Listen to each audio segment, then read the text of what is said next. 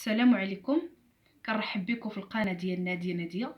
كنتمنى هاد القناه تنال الاعجاب ديالكم. ان شاء الله هاد القناه غادي تقدم لكم الفصاله والخياطه ان شاء الله من هنا لقدام ان شاء الله. اليوم بغيت نشارك معكم واحد الوصفه، هي وصفه كتبين النتيجه من اليوم الاول. وصفه هي ديال الكحه او السعال. كان عندي مشكل مع بنتي كتعاني بالكحه، وقلتها هي الوالده ديالي ونجحات وبغيت نشاركها معكم. الوصفه فيها زيت الزيتون البلديه، الثومه كنسلقوها في الماء بالقشره تاعها، العسل الحر اللي كيتوفر عندكم في البيت ديالكم، ومن افضل الثومه بلديه ها هي تكون حمراء.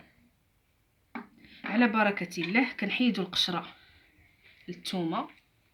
الطريقه ديال كنحيدوا القشره للثومه،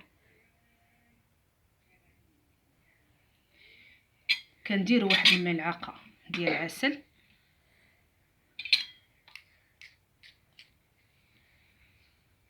العسل، كنديروا 2 معالق ديال الزيت البلديه. وصفه ساهله وكلشي. هاد المكونات راه كاينين عندنا في البيت. كنشدو هاد الثومه هي سلقناها بالقشره ديالها باش ما يمشيش المفعول ديالها. كنسلقوها في الماء لمده 10 دقائق. كنشدوها كنعفسوا عليها كي بحال هكا مع هاد العسل. ها هي كنخلطوها مع الزيت البلديه حتى كيندمج هاد الخليط مزيان.